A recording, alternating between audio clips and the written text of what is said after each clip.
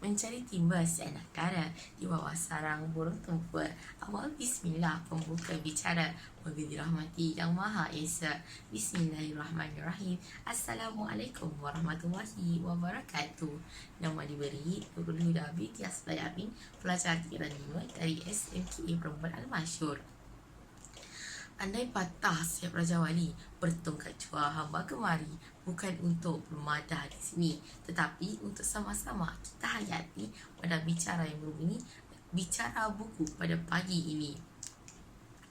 Aku Berdosa merupakan sebuah karya novel yang telah ditulis oleh Syasha Ali. Buku ini ditulis daripada sebuah kisah benar difalkan dalam kes Juvana, dikendalikan oleh Syasha Ali, seorang penulis dan bekas pengamal undang-undang dari wilayah Persekutuan Labuan. Syasha Ali memulakan bidang kerjayanya pada tahun 2015 di bawah undang-undang. Beliau dikhususkan di bawah jenayah Juvana di bawah Akta Kanak-Kanak 2001. Beliau meneruskan bidang kerjayanya dengan mencuburi bidang penulisan. Beliau menjadikan kes-kes Juvana sebagai inspirasi untuk melahirkan siri Juvana. Aku Berdosa sendiri merupakan kes Juvana yang dikendalikan oleh Syasha Ali. Ia mengisahkan tentang seorang remaja berumur 12 tahun bernama Kodri yang mengalami tekanan emosi apabila ibu bapanya bercerai. Kodri tinggal bersama Nikmah di kampung. Namun, perkara mula berubah apabila Puan Sofia, ibu kepada Kodri, pulang ke kampung halaman. Puan Sofia sering memukuli Kodri dan memaki Kodri. Kodri tertekan dengan kata-kata makian daripada ibunya dan pukulan-pukulan kasar yang terkena tubuhnya.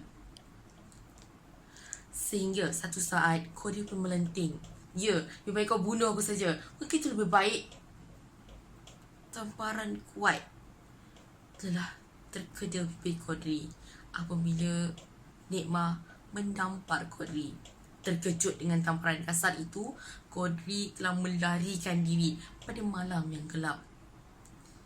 Namun, kisah hidup Kodri bertambah sedih apabila Kodri telah terdedah kepada kehidupan jalanan yang lebih kasar dan pedih.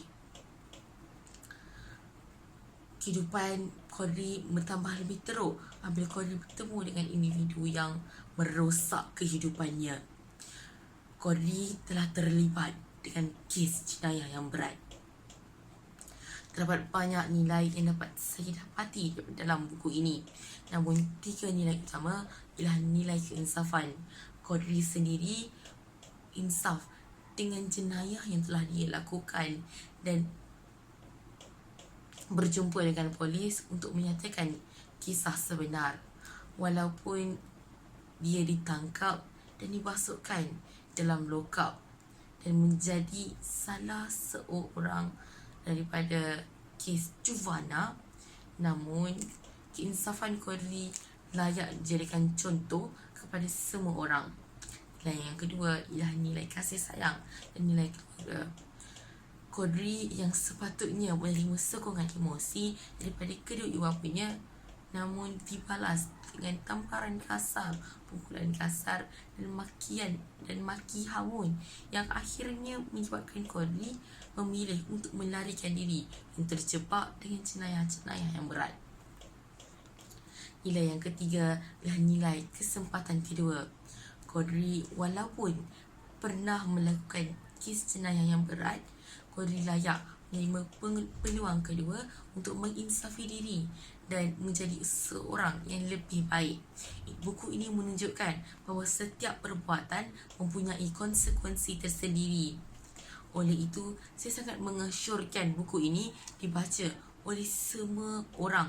Ini disebabkan buku ini mempunyai banyak nilai yang dapat kita amalkan dalam kehidupan. Kodri sendiri merupakan pangsa keadaan daripada kes jenayah yang bukan dia lakukan sendiri. Namun, disebabkan rasa bersalah dan tanggungjawab, Kodri yang melaporkan dirinya kepada polis untuk menceritakan dan menghabarkan perkara yang sebenar. Keberadaan Kodri wajib kita amalkan wajib kita contohi. Oleh itu, sekian daripada saya. Sekian, wabillahi taufiq wal hidayah. Wassalamualaikum warahmatullahi wabarakatuh.